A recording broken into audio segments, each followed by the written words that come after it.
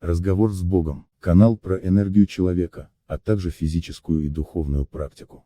Зайдем, значит, мы практически будем думать, что вообще души не существует, и, в общем-то, что там много чего. Но сейчас и наука уже говорит о том, что и душа существует, и все остальное. Просто уже было в 90-х годах его не стало, и все. А сейчас наука пошла намного вперед. Сейчас уже по-другому говорится. Да, ну ладно. Так, следующая глава о 7 разновидностях снов и 7 уровнях реальности. 11 страница. У каждого из нас есть 7 тел: физическое, эфирное, астральное, ментальное, духовное, космическое и тело нирваны. Физическое тело западное как осознание, эфирное как бессознание и астральное как коллективное бессознательное.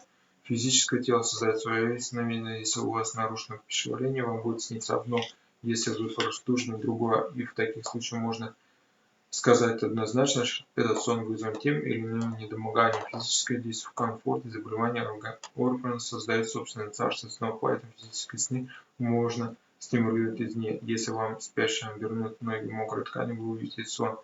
Возможно, это будет сон о том, как вы пересекаете реку. Если вам на грудь положить подушку, сон будет другим. Возможно, о том, что кто-то на вас уселся или на вас упал камень. Или эти сны идут от физического тела.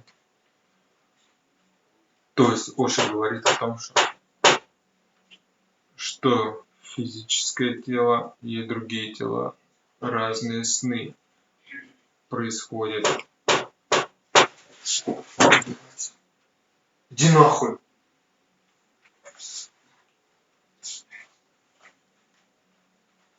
В общем-то, физический, эфирный и каждое тело призвано говорит о разных снах, но приход идет к физическому телу. В основном получается, да. Естественные свойства и потенциал возможностей чакр.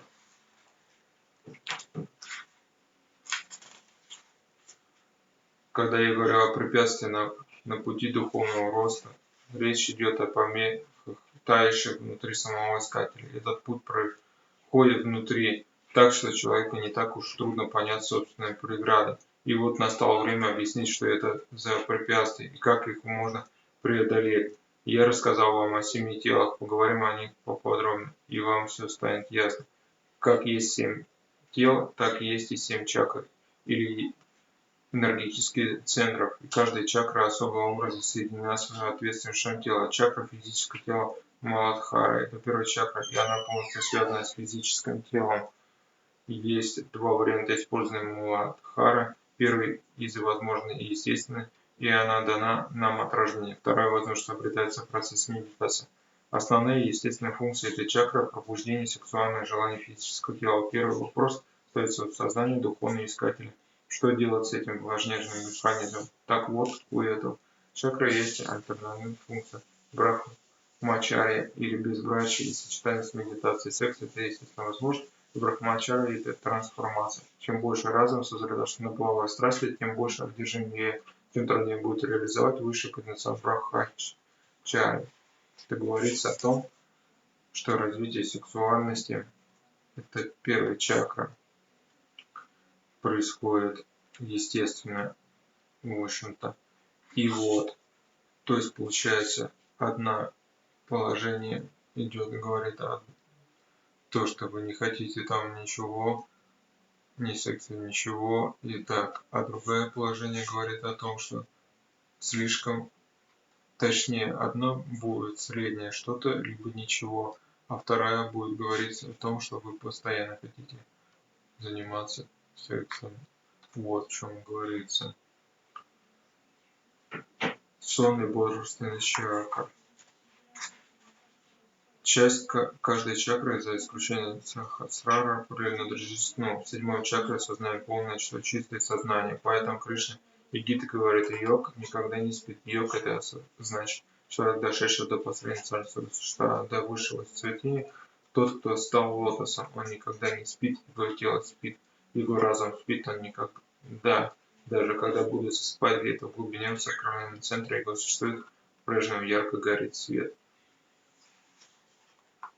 Когда засыпает человек, который медитирует, он не будет спать, он уже во сне осознанном существует. Вот так хотел сказать Оша. Так, напряжение, расслабление тонких тел.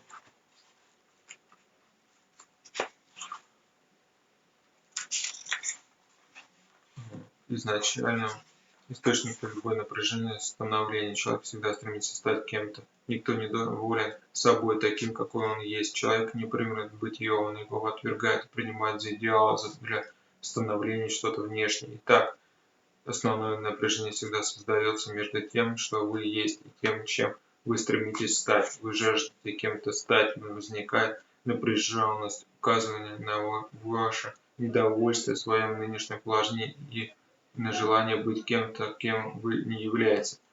Вот два полюса, между которыми возникает напряжение, и не важно, к чему вы стремитесь. Если вы хотите стать богатым, знаменитым, могущественным и даже свободно обрести божественное бессмертие, спасение, мокши, и в любом случае напряжения не избежать.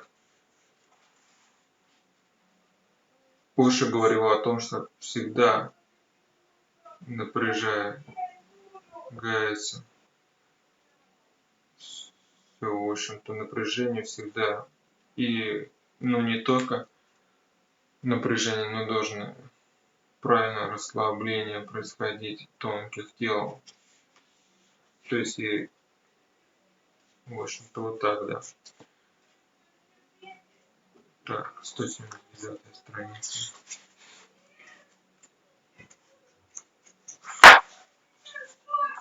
Опыт жизни и смерти в тонких телах. Душа живет в двух телах, в тонких и грубом. Приходит время, и грубое тело умирает. Тело, сделанное из земли и воды, и тело, состоящее из плоти, кости и нервных тканей, рушится, умирает. Но после него остается тело, состоящее из тонких мыслей, тонких ощущений, тонких вибраций, тонких тканей. И вот тело, состоящее из всех этих тонких вещей, вместе с душой снова отправляется в путешествие и входит в грубое тело, очередно новорожденное, когда в лоно будущей матери входит новая душа, в него входит и тонкое тело. После смерти распадается лишь грубое тело, но не тонкое. Но если наступает окончательная смерть, которую мы называем мавши, то распадается оба, тогда душа больше не рождается, она сливается в целом. Такое случается только раз, это как растворение капель в океане. В общем-то, есть понятие то, что когда мы после смерти всегда переходим в дальнейшее.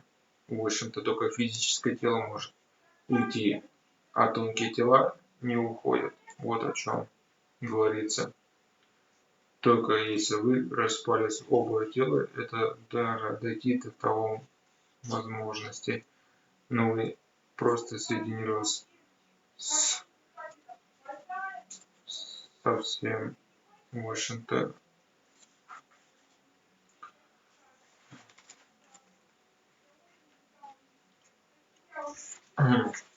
активизация сознания тонких тел. Я говорил с вами о 7 телах. Опираясь на это знание, мы можем разделить на 7 измерений и все сущее. Все эти тела всегда тут, в мире Божьей, или спящие, явные, или скрытые, прекрасные или уродливые. Они всегда здесь. Возьмите слиток металла, кусок железа, в нем есть все 7 тел, и все они спят, все 7 не выражены, неактивны, поэтому железка выглядит мертвой. Возьмите растение, первое физическое тело, в нем уже активизируется, и вот мы видим растение первые проблески жизни. Тут и говорится о том, что бывает то, что неактивные некоторые тела, и только может быть физическое, вы доросли до физическое, но я мало вижу то, что кто физическое, потому что это человек, который только может радость приносить еда и только все, рост своего тела физического, больше ничего практически, да.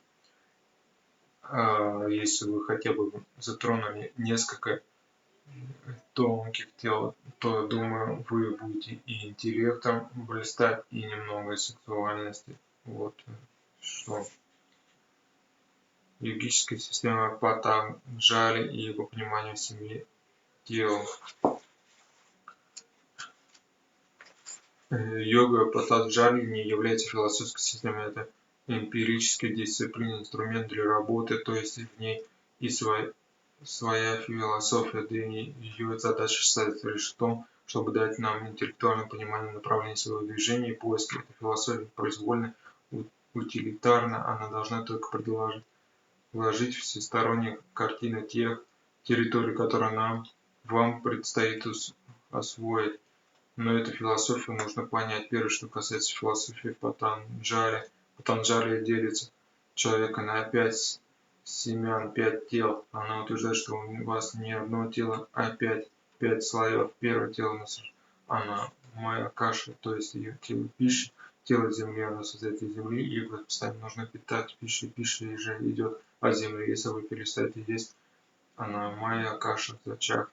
Поэтому человек приходится уделять своему питанию большое внимание, ибо пища его создает, оказывается на него колоссальное воздействие, ведь рано или поздно все съеденное вами перестает быть просто пищей, она обращается в кровь, в плоть, в мозг, в ваши кости, они циркулируют в вашем теле и постоянно оказывается на вас то или иное воздействие, поэтому чистая пища стать чисто аномалия, кушу, чистое тело, пища. Вот. Это говорится о том, что физическое тело, как и говорилось, должна постоянно есть. Вот что хотел сказать Оша. А дальнейшие, следующие тела, которые вам интересно будет, я думаю, то, что вы прочитаете эту книжку, поэтому поймете, что дальше. Я просто делаю быстрый обзор, интересные некоторые первое оглавление, что тут есть, я вам рассказываю. Так, феномен праны в тонких телах 241. Так, прана — это энергия, живая энергия внутри нас, жизнь внутри нас и проявление она. Если говорить о физическом теле, как вдох и выдох — это противоположные вещи. Принимание их за одно и то же мы называем это дыхание, но у дыхания есть два плюса: вдох и выдох. Любая энергия имеет два плюса, просто существует в двух противоположных состояниях, иначе она существует просто не может. Эти противоположности, их взаимная напряженность и гармония и порождает энергию, как полюса магнита. Вдох совершенно противоположен выдоху, а выдох — вдох. Вдох и выдох соединены в одно мгновение, подобно рождению и смерти. В каждом мгновении происходят обе вещи. Вдыхая, вы рождаетесь, а выдыхая, умираете. Рождение и смерть слиты в одно мгновение. Это полюс, по сути, восхождения и нисхождения жизненной энергии. Вот. Феномен праны — это дыхание. Свои шаблоны есть у христианства, индуизма, у мусульманства. Они предлагают вам определенный стиль дисциплины. Тантра же отвергает любую дисциплину. В общем-то, это свобода от всего. Тантра — это свободная от всего, что у нас происходит. Мы должны быть свободны. Наш мозг должен свободно. И вот то, что говорится тантра, это свободная реализация своей мысли, всего, что у нас происходит внутри и снаружи. Вот в чем говорил Оша. Понравился, что я так быстро протараторил, может быть, кому-то не понравился. Ставьте лайки, дизлайки, комментируйте. Нажимайте на колокольчик, чтобы не пропустить новые мои видео. Кто не подписан, обязательно подписывайтесь, потому что у меня много чего про эзотерика, про развитие, про развитие физическое, духовное и энергия, и много чего интересного.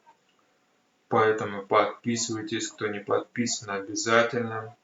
Будем продолжать сниматься. Видео для вас рассказывал Крутов Сергей и канал Разговор с Богом. Всем пока.